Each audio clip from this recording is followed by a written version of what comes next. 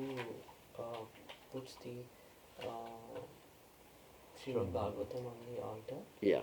And then gives out or takes home. Doesn't have to go through all the processes of bhakti and they... No, there's no, no, there's no shortcut. The point is, by doing that, you become inspired to follow the process of bhakti. And I wish it was so easy. Then for $500 you can go back to Godhead. That reminds me of the Catholic Church. They had a process in the Catholic Church called indulgences. Anyone heard about that before? Any students of history? Before the Protestant Reformation, the Catholic Church was selling certificates that you go back to heaven, or to heaven, for a certain amount of money. And the reason they were doing that was to build the temple in Rome, raising money. Somewhat like we have a temple. It's a similar type of procedure. And then we sell, the bricks and everything like that. Yeah. So, of course, we're not giving people a certificate. They go back to Godhead. But sometimes when the people raising the money, they say, if you give to this temple, you're sure to place in Lord Chaitanya's abode. Yeah. They say things like that. So Marketing. it's a good marketing technique. Since he announced it in the temple, I was thinking, why didn't he tell me last year? Anyway, you still have to chant Hare Krishna. You still have to be a pure devotee. You still have to do everything else, which is pleasant. The devotees want to do that. I mean, our activities are both the sadhana and sajja. You understand what I mean? The activities that we have are the practice, the sadhana, and the sajja, the goal. Because in the spiritual world, you chant Hare Krishna, and here you chant Hare Krishna. In the spiritual world, you eat prasadam, and here you eat prasadam. In the spiritual world, you dance. Here you dance. Everything's the same. Nice wind here.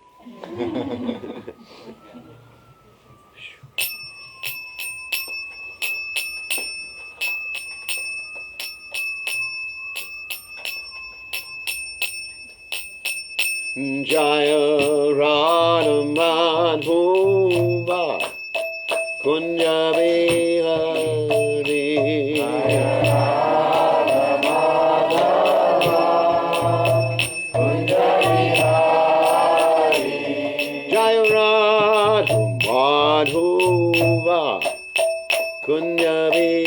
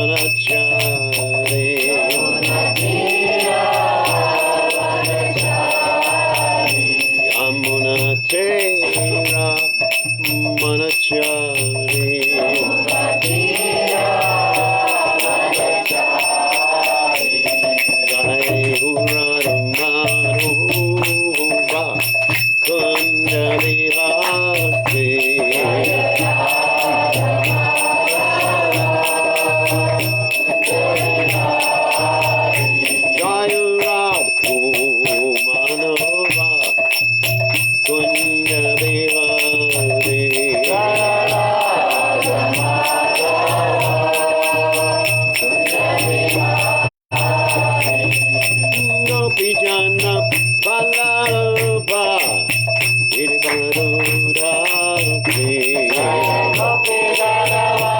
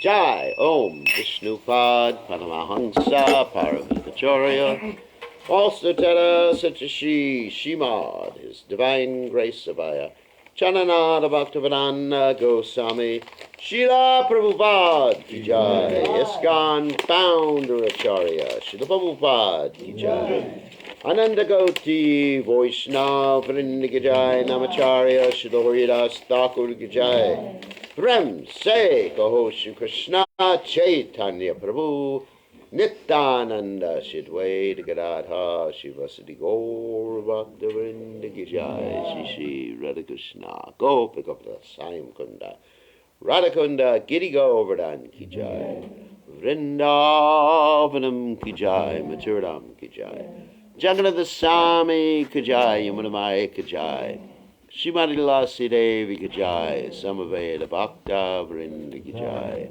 Gaur Premananda Hari Hari Hari. All glory is the assembled devotees. All glory is the assembled devotees. All glory is the assembled devotees. All glory is to Shri Guru and Gauranga Srila Prabhupada Ki Jai. Okay, so today is another auspicious day in the Vaishnava calendar. And today two things happen we are commemorating. One is, it is Visvarup's appearance day. And Visvarupa, of course, is the brother of Chaitanya Mahaprabhu, and we're going to discuss about him. And also, it's the auspicious day that Srila Prabhupada took the renounced order of life. So we're going to talk about that too. So first we'll talk about Visvarupa. So Omagana Timiranda Shah Gananjana Shlakaya Chakshur and Mriditam Yena Tesmai Shigurve Namaha. So, as we know, Lord Chaitanya's mother was Sachi Devi, and Lord Chaitanya's father was Jagannath Mishra. And before the appearance of Visvarupa, who is Lord Chaitanya's older brother, Sachi Mata, well, you can put it up there, that way you get a better reception. So Sachi Mata had 8 children, girls, who all died. So you actually see this is a very common thread in the lives of many pure devotees, that there's a lot of difficulty. And there's several reasons for that. It's not karma, believe me. What it is that Krishna is actually displaying to us their heroic activities in serving the Supreme Personality of Godhead, how they don't get discouraged and they keep working enthusiastically, utsahan nischaya daryat tatat karma pravartana, in spite of all obstacles, and problems like Queen Kunti, Prahlad Maharaj. I mean, we can go down the list. Srila Prabhupada, even Bhaktisiddhanta Saraswati Thakur, Bhaktivinoda Thakur, whose appearance day we were just celebrating. So many challenges and people dying in their family, losing all their money.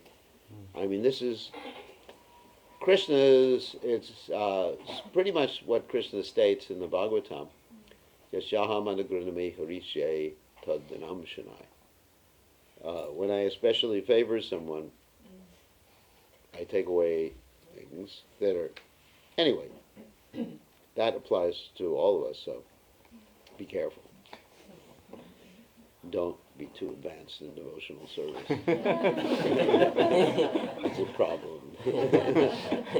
No, Prabhupada actually said that Krishna is especially merciful to his followers, so don't worry about that. And Prabhupada said we shouldn't pray like Queen Kunti prayed, Tatra Tatra Jagat Guru, please let these miseries happen again and again. Prabhupada said, the material world's miserable enough.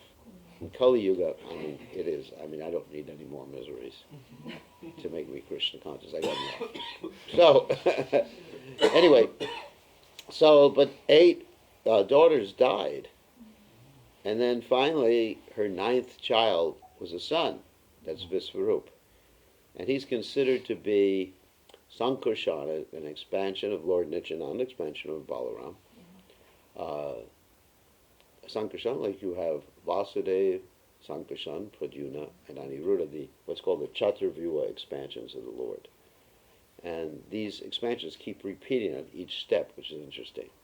Just like you have Lord Ram, you have Lakshman, you have Ram, Lakshman, Bharat, and Shatrughna. So you have these 4 Chaturvyuha, that's repeating myself. You have the Chaturvyuha expansions of the Supreme Personality of Godhead. Anyway, so he was Sankarshan, and one thing happened early in his life. He actually took sannyas very early, because he was overhearing his parents discussing his possible marriage.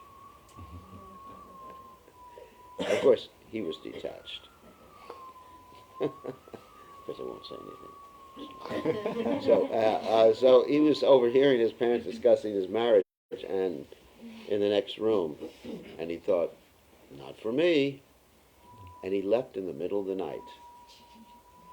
And his parents, of course, were completely bereft.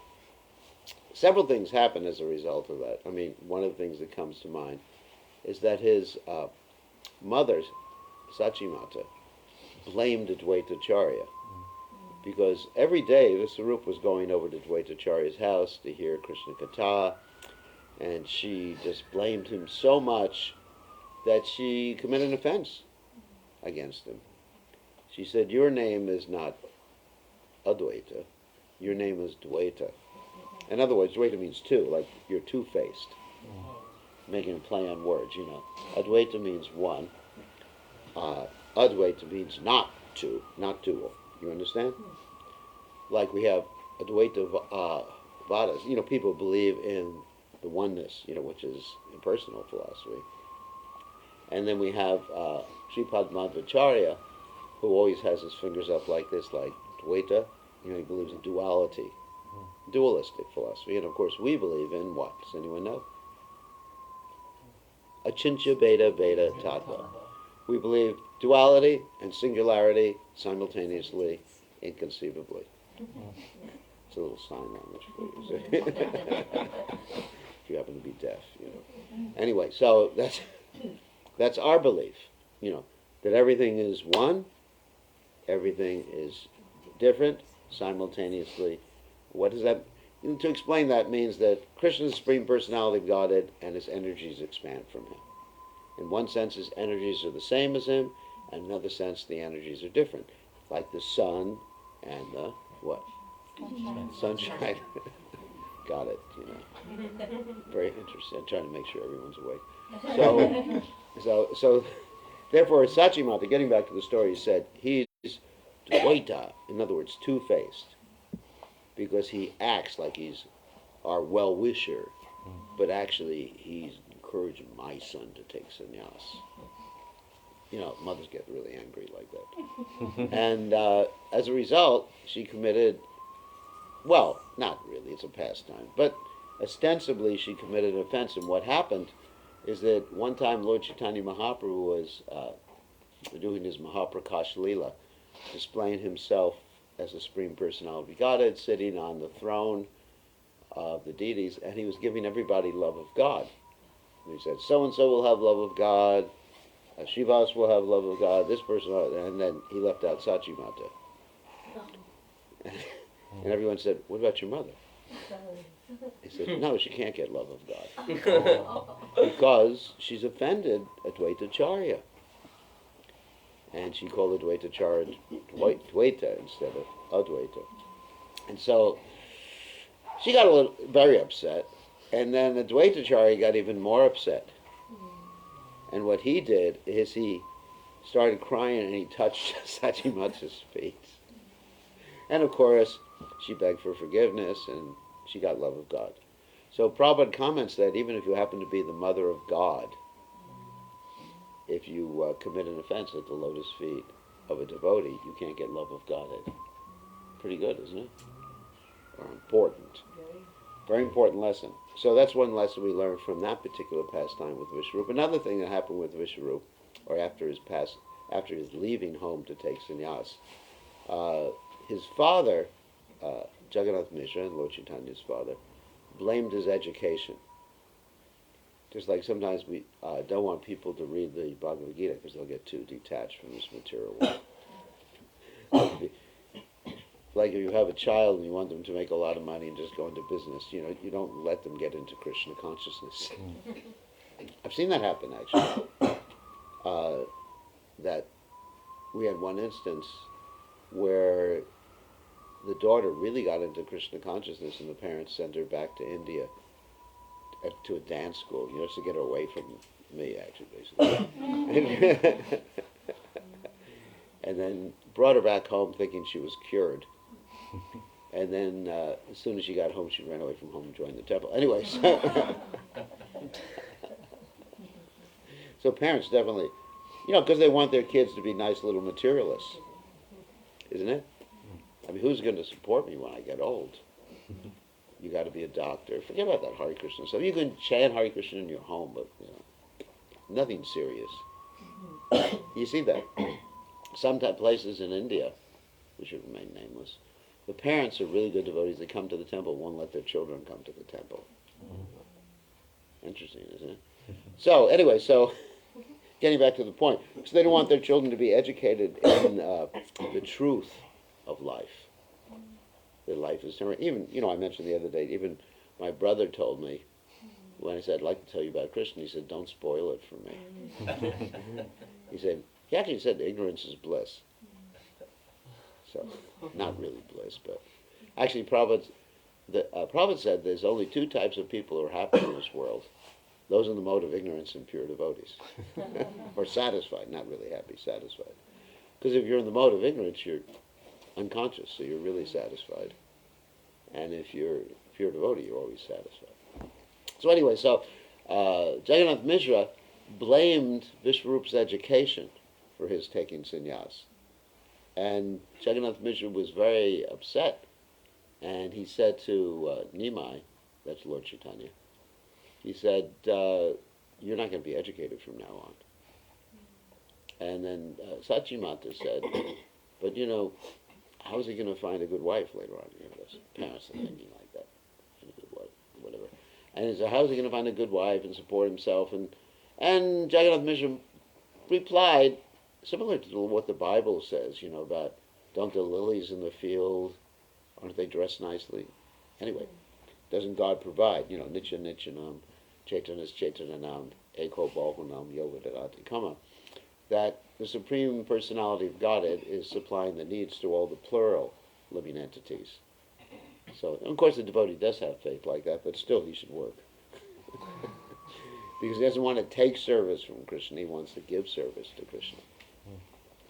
So, Jagannath Mishra forbade Nimai from going to school. So Nimai became a juvenile delinquent. Did you know that? You know what a juvenile delinquent is? He became a criminal.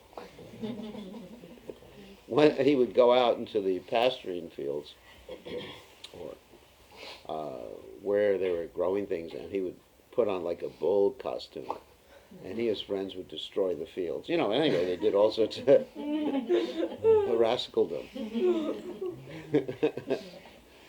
It's really interesting. And then ultimately, he did something that really, like really bothered his mother and father. He climbed on a pile of rejected cooking pots.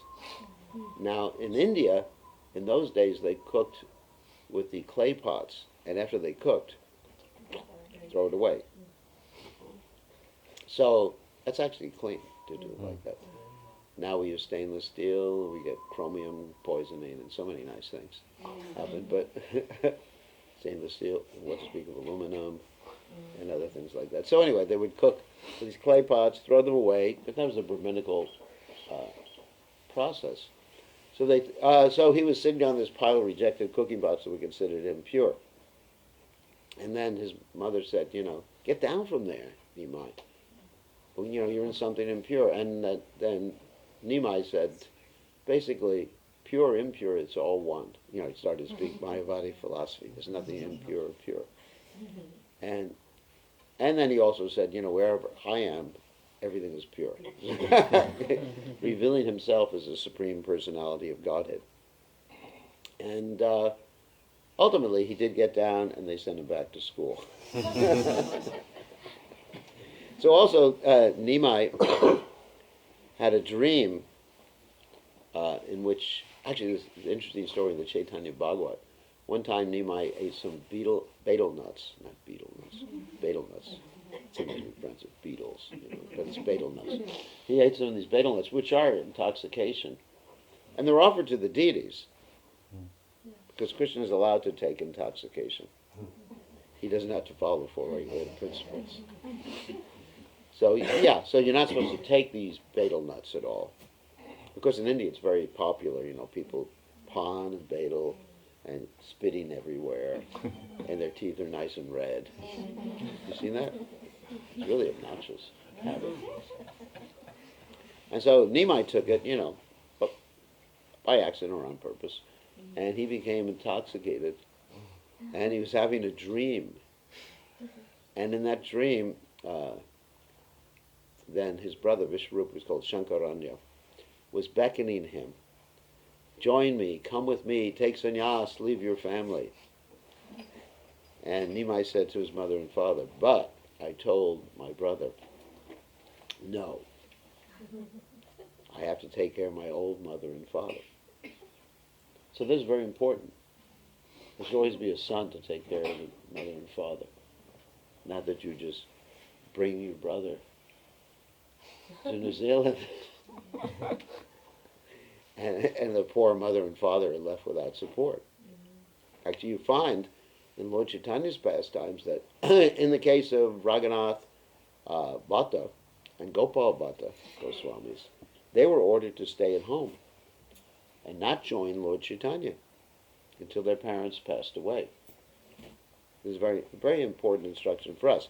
Of course, Raghunath Das Goswami was told to get the hell out of there because his parents were not engaged properly in devotion. They were actually Kanishthadikaris, whom Chaitanya Mahaprabhu called worms in stool.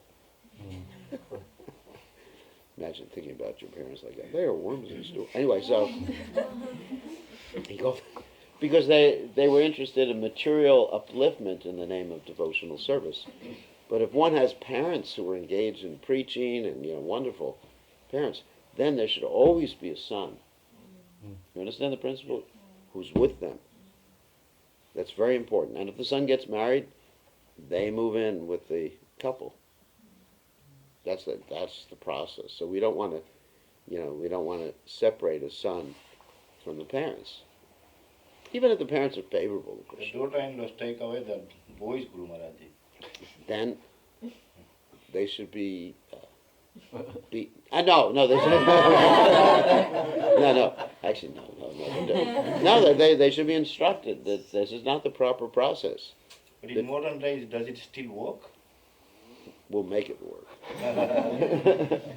Just show me the case where it's an outworking and I will take care of it. Quite many times the reverse happens. Yeah, I know, that's the problem. Because when the point is, when the girl gets married, she joins the boy's family. There's actually a reason for that. There's a good reason. It's called mother-in-law.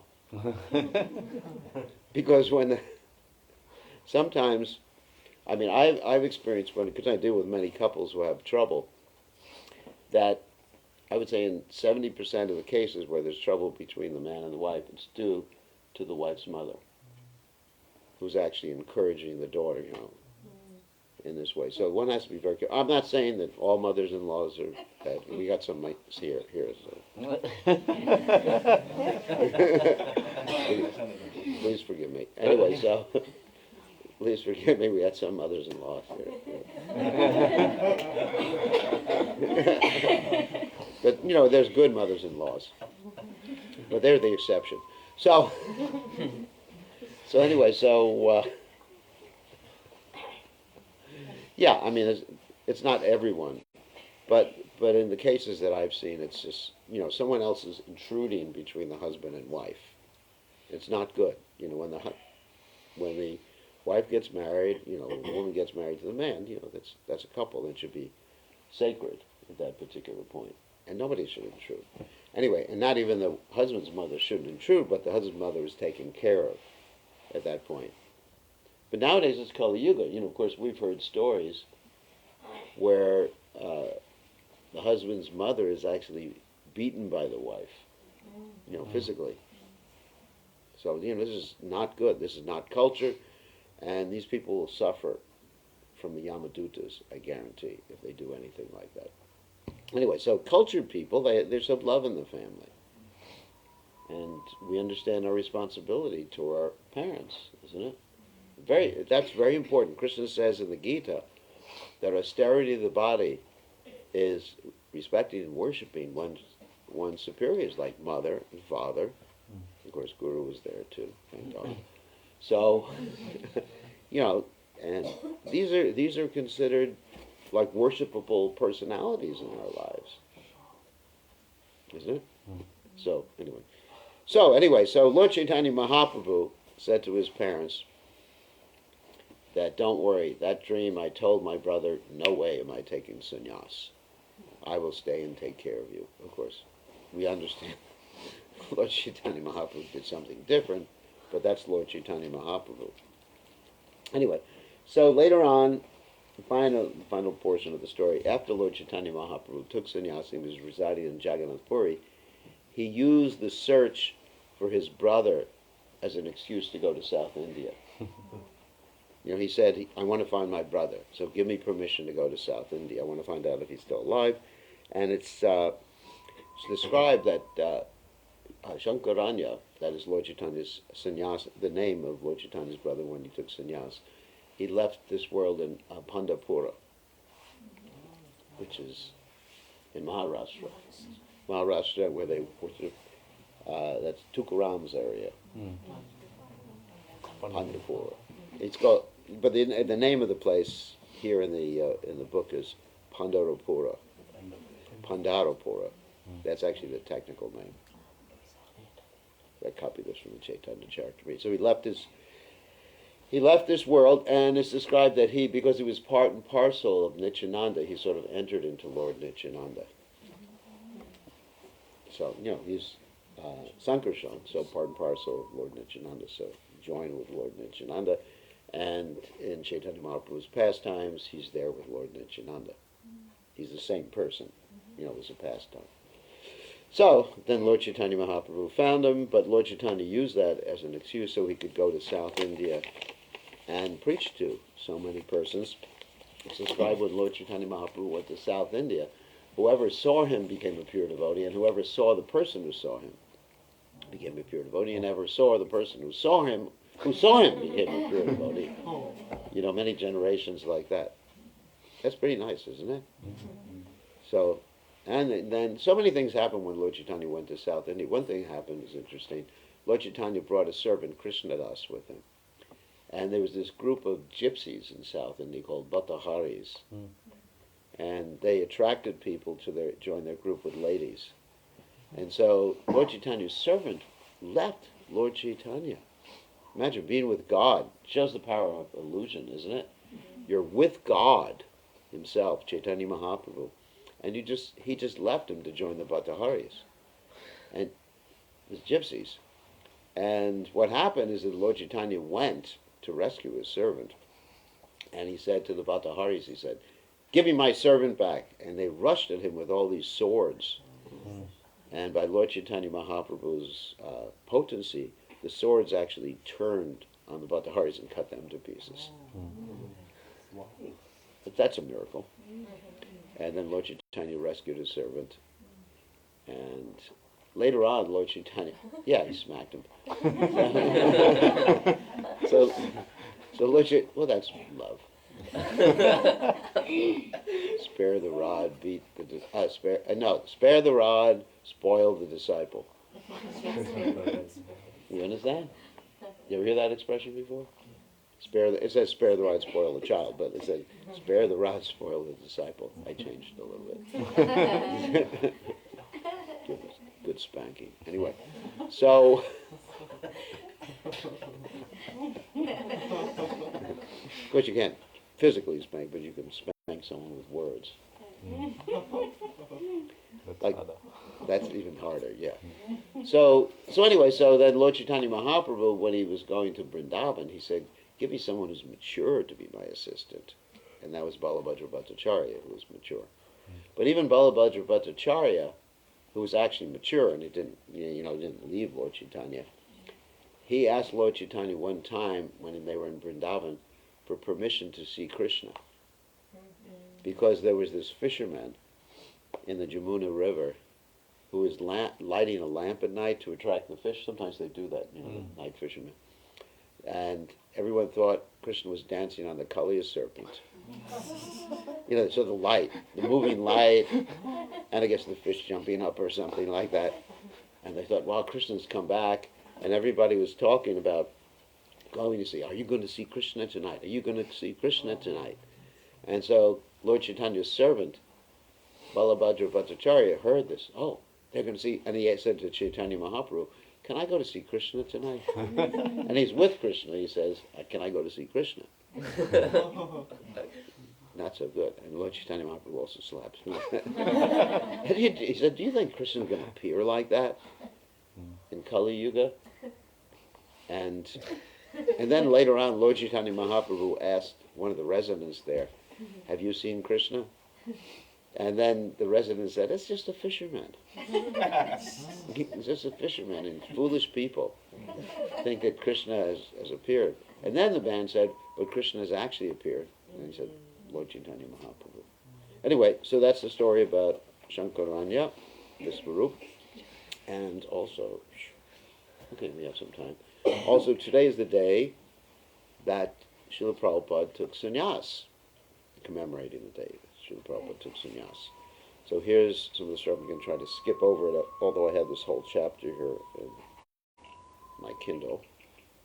So look, Srila Prabhupada kept having this dream over and over again, like a recurring dream. And this recurring dream was that his spiritual master, Srila Bhakti Siddhanta Saraswati Thakur, would come to him and just beckon to him, "Come on, take sannyas, take sannyas." And Prabhupada comments, and I heard this comment, Prabhupada said he was horrified.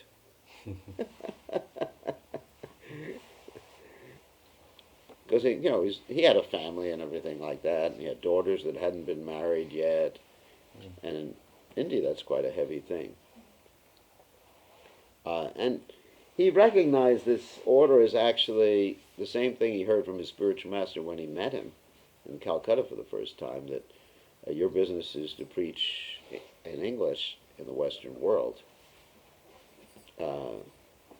So he understood his spiritual master was saying, now take sannyas, you will actually be able to accomplish this mission.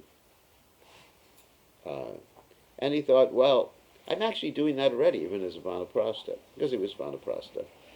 Actually, it's interesting how Srila Prabhupada left home. One day he told his family, I'm not coming back. And they thought, no, whatever. And he didn't come back. Anyway, they were taken care of. He wasn't irresponsible because his wife, there was money, the wife's family was taking care of her, everybody got taken care of. It's not that Prabhupada acted irresponsibly. And also, Krishna arranged, before Prabhupada even took Vanaprastha, that everything was taken away from him as far as the material goods. Like we mentioned this verse, Yashaha Managranami Horiyashe Tadanam Shanai. When I especially favor someone, I just take it away. Prabhupada's father always told Prabhupada, Krishna has 10 arms, 10 hands. With 10 hands, he can take away everything or give you everything. Prabhupada actually experienced that. Like Prabhupada said later, he said, I left my home and children were more or less grown up. I left the children, and now Krishna's given me so many children who are obedient. It's better to have children who are obedient. So anyway, and Prabhupada's godbrothers hadn't been successful preaching in the Western world. And so he felt really incapable, in other words, humble. And he even wrote this poem called the Viraha Ashtaka, that means experiencing the separation of Srila Bhakti Siddhanta Saraswati Thakur, and how his spiritual master's mission had been dismantled after Srila Bhakti Siddhanta Saraswati Thakur left the planet because they were fighting over the mas, over the properties, in court. And I believe some of those fights are still going on even today in India over the properties. And of course, the disciples of Bhakti Siddhanta Saraswati Thakur are no longer on the planet, but the disciples of disciples or disciples of disciples of disciples are fighting over it. So Prabhupada understood that sannyas was the purpose of sannyas was for preaching. Because as Lord Chaitanya Mahaprabhu took sannyas, the exoteric reason for his taking sannyas, the understanding that we normally have, is that so that people would respect him, because his students were actually making fun of him. There's that story that Lord Chaitanya Mahaprabhu one time was chanting the names of the gopis, feeling ecstasy, and his students started to chastise him. Just chant Krishna's name. And Lord Chaitanya Mahaprabhu ran after them with a stick to beat them. And he sort of lost his students. So Lord Chaitanya understood that I'm just encouraging people to offend me. And it's the opposite of my mission, to save everybody, so I want everyone to respect. So he took sannyas for that purpose, not that he needed respect, but for the purpose that it was necessary. People would listen to you. Just like I'm dressed as a sannyasi, people listen. If I dress like an ordinary Joe, like yourselves, sorry for the Joe or Jill, anyway, then we say, it's just no prashadam from him. He could just eat what everybody else eats. So there's natural respect. However, in the West, it doesn't work like that. It's interesting. You can go to and preach in the university and say, I'm a sannyasi. And they'll probably say, that's weird. If you say, I'm celibate, oh, what's wrong with you? Especially nowadays, it's just like, what's wrong? Like everybody's a different type of sexual preference now. It's just like it's actually gotten really bad. And actually, in the religion that I was brought up in, it's prohibited to be single. If you're a spiritual leader, it's prohibited, it's against the rules. So, of course, in the Catholic Church, the priests are generally supposed to be single, but it doesn't work out like that in real life. There's been so many popes with children. Did you know that? There were so many popes with children, and there was even one lady pope. And she got kicked out as soon as they discovered she was pregnant. So, that's a real story. It's true. Look it up. So anyway, our standard is that sannyas, the only reason for sannyas in Kali Yuga is to preach Krishna consciousness. There is no other reason. You're not going to become more Krishna conscious by taking sannyas. I remember receiving my danda in 1978 in Lima, Peru, and I definitely didn't become more Krishna conscious by getting the danda. It was nice, because everyone respected you, but but it doesn't make you more Krishna conscious. We should do whatever is necessary for preaching. And in the Western world, the Grahastha life is actually better for preaching in general, to Westerners. And also for cultivating people, because you have a home, you have a wife, you have a family. It's very, people are comfortable. If I invite people to my home, they're not comfortable. It's just like, oh, who's that weirdo? So anyway, but people they come to your home and they see little kids running around, screaming. And it's, that's what they're used to. So in the West, some of our best preachers are married. So anyway, but this is the Vedic standard. Srila Bhakti Siddhanta Saraswati Thakur had taken sannyas. In fact, he gave himself sannyas. Bhakti Siddhanta Saraswati Thakur invented our method of taking sannyas, because traditionally, as we mentioned before, the sannyasis in our sampradaya were Babajis, just wearing this longer gamsha, lungi it's called, white, and they walked around, no shirts, no sewn clothing, even in New Zealand, no toboggans, hats. They walked with a wrapper, of course, chadar. They would walk around like that. So Bhakti Siddhanta Saraswati Thakur, in order to understand how to preach, he invented our type of sannyas. What he did is he went to South India, saw the Ramanuja sannyasis, Sri Sampradaya sannyasis, and he saw they were carrying a danda. Of course, Lord Chaitanya had an Eka danda. He didn't have a tree danda. He had one danda. It was broken by Lord Nityananda to 3 parts. But anyway, so he saw, how they're doing, they're respected. And then he looked at the Ramakrishna mission, which is the Mayavadi mission, and he said, well, so our dress is like that. He copied the Ramakrishna mission, except with the tree danda. The mind, body, and words dedicated to Krishna. So anyway, so sannyas is in Kali Yuga is sort of a trick to get people to respect, and also to free someone up so they can travel around and not worry about paying the bills, except in the temple. So actually, Prabhupada originally did not want sannyasis to be in the GBC.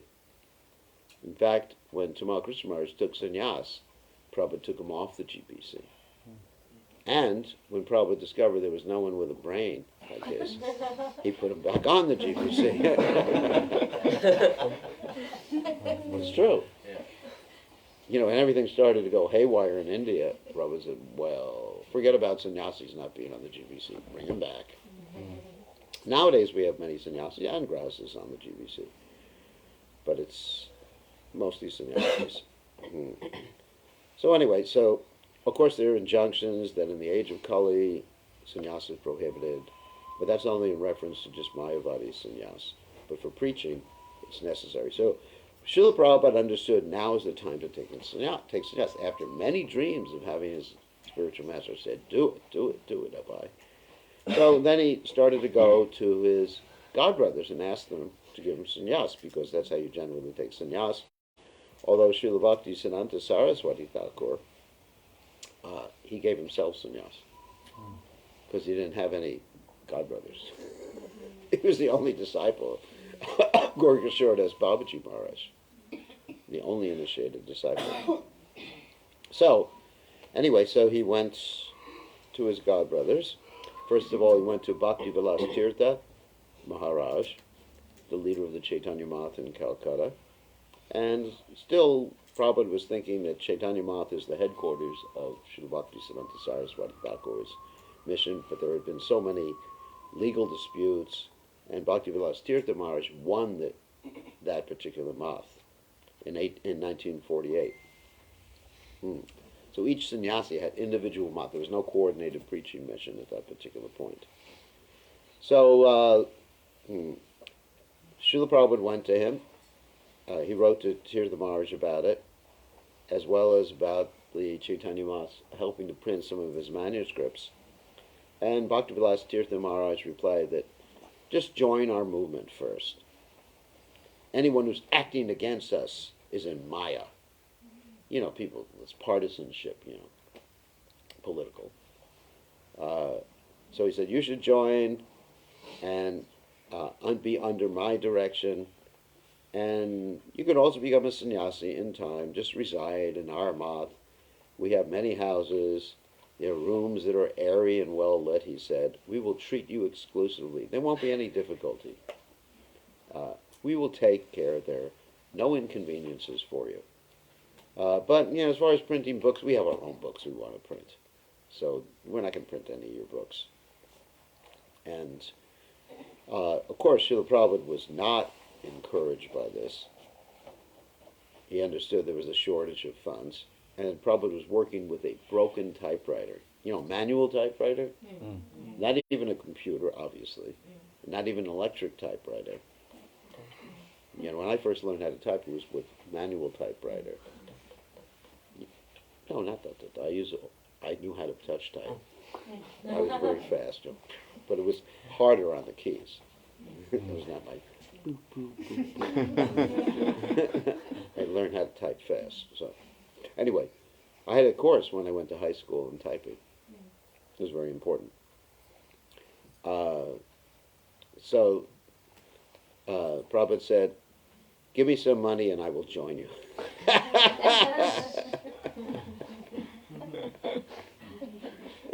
Prabhupada was practical, because I want to print my books, you know, obviously.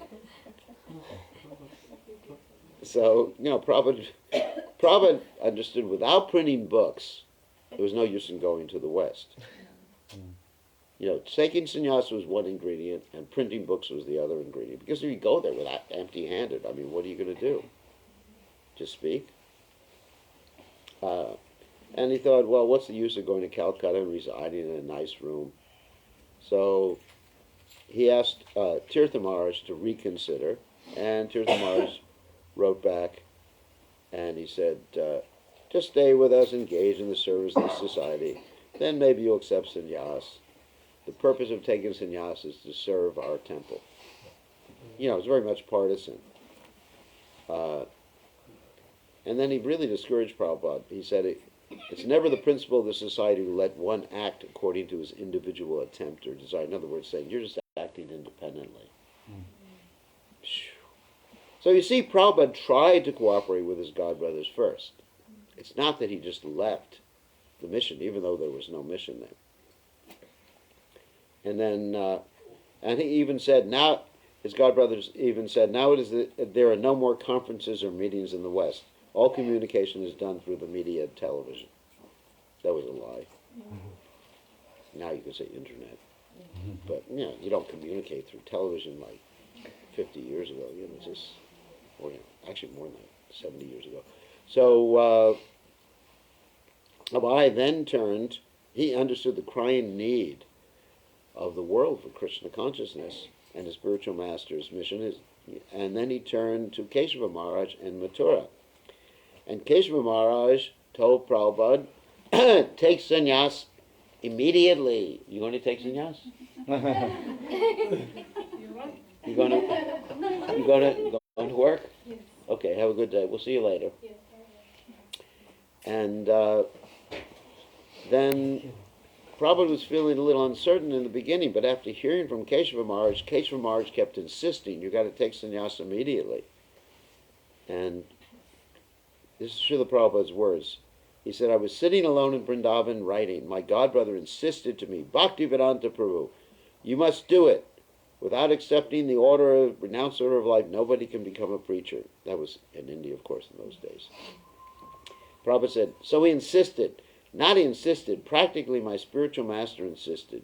He wanted me to become a preacher, so he forced me through this godbrother. You accept. So unwillingly I accepted. You know, because, you know, Prabhupada was still thinking of his family responsible. You know, because sannyas means that you're dead to society.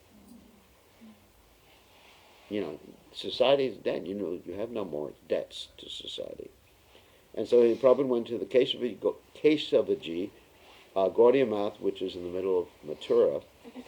Actually, I've been there. several times. And it's a very small place. And Prabhupada had been there many, many times before. He even donated the deity that was there. There's a deity of Lord Chaitanya next to Radha and Krishna. Shri Shri Radha Vinod Viharaji. Okay. And then Abai entered, and of course he was dressed in white at that particular time, and he would leave as a sannyasi. Very dramatic. He was already renounced. So he wasn't, one reason he wasn't so enthusiastic about taking sannyas because he had seen many bogus sannyasis in Vrindavan who indulged illicitly in sex life, and caste Goswamis who ran temples as businesses. Actually, the temples in Vrindavan originally owned most of the property in Vrindavan, at least in the Loi Bazaar area. And they gradually sold that property. And it was spent, the money was spent to a large extent for family members, not for the worship of the deities. So Prabhupada understood sannyasas for preaching, and so on the morning of September 17th, 1959, in the deity room there, Prabhupada took sannyas, wore a garland of marigolds. That was Krishna wearing a garland of marigolds, and with the deity of Lord Chaitanya Mahaprabhu, and the pictures of all the acharyas there, Jagannath Das Babaji Maharaj, Gorkashore Das Babaji Maharaj, Bhaktivinoda Thakur, Bhaktisiddhanta Saraswati Thakur, and also Keshava Maharaj, who was the acharya there at that particular time. And Srila Prabhupada sat on a mat of kusha grass besides one of his godbrothers, a 90-year-old Sanatan, who was to receive sannyas on that same day. And the person leading the kirtan was a Kinchana Krishnadas Babaji, who I met, Prabhupada's godbrother, the only Babaji amongst Prabhupada's godbrothers. And he was a great, wonderful devotee. He would always be absorbed in Krishna Nam. I remember talking to him and asking him a question. He just replied, Hare Krishna, Hare Krishna. He wouldn't talk about anything else but the holy name. And he would chant beautifully. And he would start laughing at you if you asked him any question, just chanting Hare Krishna again. What should we do about the GBC? Hare Krishna, Hare Krishna, ha ha ha.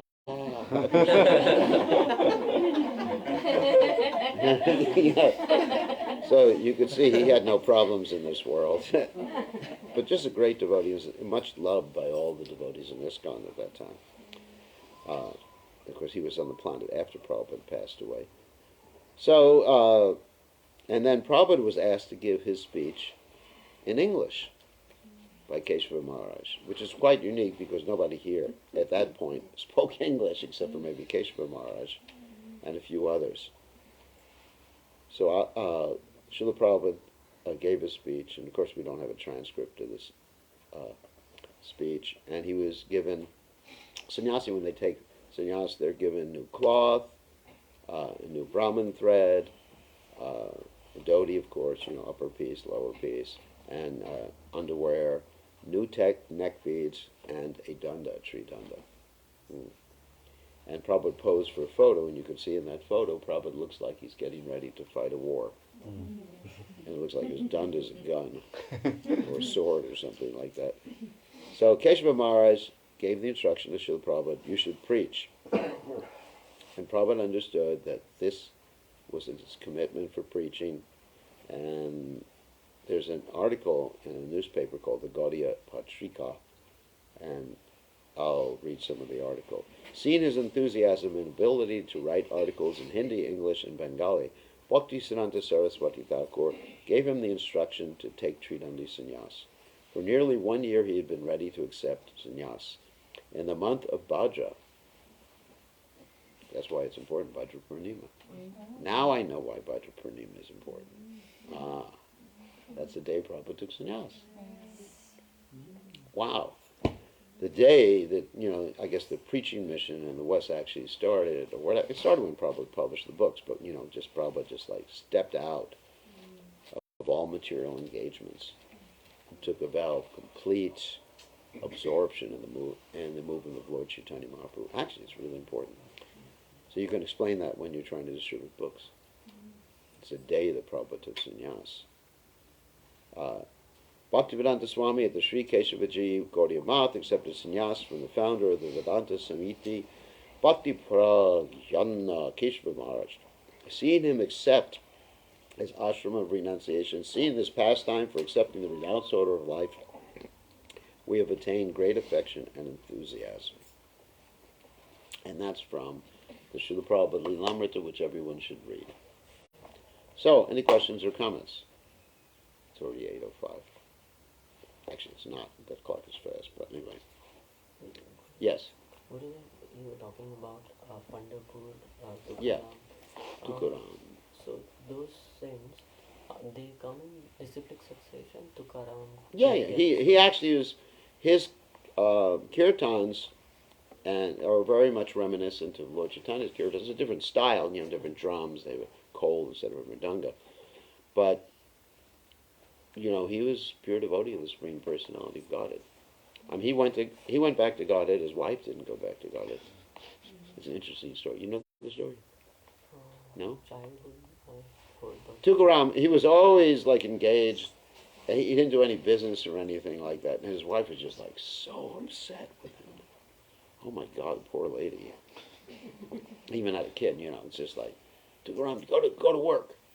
And he said, no. He kept chanting the Lord's holy names. Vital, in Pandharpur. And he kept chanting. And ultimately, when it came time to leave, and there's many miracles that happened, like people tried to destroy his deity, and they were unable to destroy the deity. He was always protected by Krishna. But anyway, at the end of his manifest pastimes, the Vaikuntha airplane came, Garuda. Actually, there's a film about it, but Garuda looks pretty bad in that film. He looks like a fat bird with little wings on it. You see that film? I was thinking, how can that bird fly? But anyway, the Vaikuntha airplane came down from the spiritual world to pick him up, and he said to his wife, "Because you're my wife, you can come with me." She says, "No, I have my family here, And then as the plane took off, he's waving goodbye to her. And he goes back to Godhead, and she stays and rots in the material world. Because ultimately she went back to Godhead because she was married to Tukaram as a pastime. So he's famous in Maharashtra. Same with Gyaneshwar Maharaj. I'm not so familiar with Ganeshwar Maharaj, but it might be the same. I'm just not familiar with that. And Lokanath Maharaj, our Lokanath Maharaj was born in that area in Pandharpur. And he's very familiar, and he goes there in Maharashtra to preach all the time. He has many, many followers there in Pandharpur. So they're great devotees. They believe in Harinam Sankirtan. They go out with their drums and they do Harinam all the time. And they have famous pilgrimages where they walk hundreds of thousands of kilometers to go different places on Harinam. Famous pilgrimages that they do. Yeah, so they are, and Prabhupada commented, they follow in Lord Chaitanya's footsteps. They're inspired by Lord Chaitanya Mahaprabhu. It's Tukaram, great saint of Maharashtra. Tukaram, very great personality. Any other questions or comments? Or problems? Guru Maharaj, Yes. I just want to tell about one Mataji, but I don't want to tell the name of her. Okay. She don't know English very well, and all are devotees in That's the house. That's nice. But they are torturing Mataji. Don't do puja, disturbing her, and the. But you said they were all devotees in the house, and they're just. Yeah, all and are devotees in the house. And they won't let her do puja? All the kids and. But if they're Prabhuji, devotees, why won't they let her do puja? But I don't know why they are doing like this. Because, Anyway, she send can't- them to me. I'll talk to them. Maybe she's ringing the bell too loud because she's deaf. Who knows? There's several different sides of the story. So we're not gonna. I would speak to them if they're interested in speaking to me. Yes. Maharaj, when we have home programs, If you go to a devotee's place and they've got food from outside, cooked by a non-devotee, but they've offered it to Krishna, can we take that prasada? Well, if it's been offered to Krishna, food from outside means who prepared it. Maybe at a restaurant or at non-devotees? I would definitely have some dietary restrictions. So, I mean, in extreme circumstance, if people are going to be offended and leave Krishna consciousness, then we may make a sacrifice. But on a regular basis, no. But sometimes, for the purpose of preaching. Like I remember there was one place Prabhupada went to in India, and they were serving garlic in the food. You know that story? I think Shruti Kirti tells the story. And then maybe it was Tamakrisha Maharaj who told Prabhupada. Yeah, it was Tamakrisha Maharaj who told Prabhupada, there's garlic in the food. Prabhupada said, just be quiet and just take the prasad. But then later Prabhupada chastised, right? They should have made the arrangement. Yeah, chastise the devotees for making the arrangement. But once you're there and sitting down, I mean, that happened to me once. I was at one member's house, and they said, well, we made these papadums just for you. And so I took them, and it was garlic in the papadums. I didn't say anything. Because it's time, place, and circumstance. On a regular basis, no. You should make some arrangement. But sometimes someone has done something with devotion. Not meat, of course. Sometimes someone has done something. I mean, like even if I go home to my mother, she'll cook for me some, vegetables or something. And I take it. So there's certain circumstances where you have to be careful not to offend people. So, I mean, food cooked in a restaurant. I mean, I never eat food cooked in restaurant food. In India, I always have my own cook. That way I don't get sick. So you eat food. And devotees, they go to all these restaurants. You hear this all the time in Mayapur. There's a pizza restaurant. There's probably 2 pizza restaurants in Mayapur at least. Maybe 3. It's funny, you're in Mayapur and you're eating pizza. It's good pizza. But Prabhupada said they make it from buffalo milk. And Prabhupada said buffalo milk rots your brain. Oh. Anyway, Hare Krishna. Don't spoil this. I just spoiled it for you. Prabhupada said buffalo milk rots your brain. And when I was a young devotee, I would take buffalo yogurt sometimes, which is very thick. And you have this oily residue in your throat. You feel like swallowing detergent to get rid of the oily residue. Because it's extremely oily. It's very oily. Prabhupada said buffalo milk rots the brain, cow milk is good for the brain. So, if you have problems, don't blame me. You love to eat, and you eat to die. You're dying to eat, really. Or eating to die, one of the two. Okay, so any other questions or comments? Yes. No, Maharaj, older devotees, past 80 years, sometimes like if they've had an accident, they've fallen, they're not well, and how can other devotees help them in instances like not even going to read with them or something Of course, like that? of course. But what happens is because these people are older Yeah. and some of them have been very independent and living alone. That's very hard. And then they say, no, we don't want anyone, don't tell anyone. So what do we do in that case? Yeah, I've experienced that, Yeah. particularly with my mother. She's not an older devotee, but she's 91. She's living alone, and me and my brother are very concerned. We understand. She's still driving a car. Like last year, she took me for a ride in the car, and I chanted the best job I've ever done.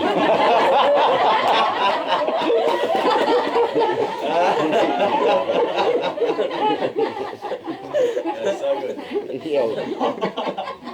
Mama. attached to her independence. You know, we talked to her how, you know, I talked to her how I can arrange a nice place near our temple. The devotees will take care of you. You know, assisted living. Even you'll have your own room. She says, no, I'd rather die. So, you know, that's... Yeah. So, yeah, that's true. Right, So yeah. we try our best. And it's up to them. We can't force ourselves on people. But it's many people are used to independent living. I mean, I am too. I think I would have a hard time if I was put in that circumstance. Yeah, no, it becomes very difficult. But at the same time, like the devotee association, you know, when like we want to help them, but somehow other sort of Give them an iPhone. So they can listen to Krishna Katha on the phone and have some control over it. I think that's one alternative, that you just give them some sort of MP3 player so they can hear themselves, because they don't really. I mean, I'm in that situation. My mother's like that too. I don't really want to be dependent on someone else. You know, it's just like it's just something. My whole life I've just actually been able to do things for myself. So that's the hardest thing. So give them some facility. You know. So when I get old, just give me a new computer. Or at least a robot, you know. So. You know, they have these robot vacuums now. I was in someone's house in the United States, and there's a vacuum cleaner was vacuuming. They said, watch out for the robot. Lift your feet, you know. So, anyway, there's different things we can do for them, helping, giving them something. You know, it is very difficult. I mean, I don't know how I am going to cope with that, you know, when I get older. We'll just proceed. What? We'll just proceed. we'll proceed, yeah. No. No, you won't. You will not do that. iPhones. You know, just give me some electronic gadget that does it. Something I can control. Because the loss of control is a really big problem. Yeah. You know, like when I was having my operation in the hospital, that was one of them. You know, the pain was nothing. I didn't care about pain. But it's just like when you're in someone else's hands and they tie your head back like that. We're in control of your body. Oh, get me out of here. Like Prabhupada did that. He was in the hospital for a heart attack.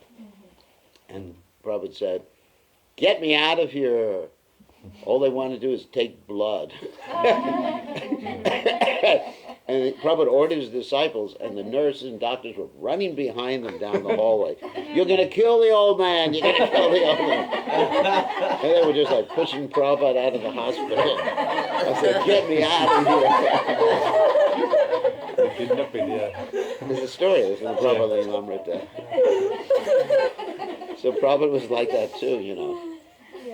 And Prabhupada stayed in this world a lot longer, years and years longer after that. So he didn't need to be in the hospital. But they keep you in the hospital. They want to do these tests on you and everything. Yeah, Prabhupada didn't like that. And Bhakti Siddhanta Saraswati Thakur, he was supposed to have a hernia operation. And he refused because he thought there was a plan to kill him during the operation. So he refused to he had a hernia problem too, and then he refused to have it. Interesting. Okay, I think we have a big day today. Got a lot to do. And we'll see you all later. Big crowd here. See, we have more people here than in most temples in this time. In the Western world. We got old people here, young people here, young people, medium-aged people,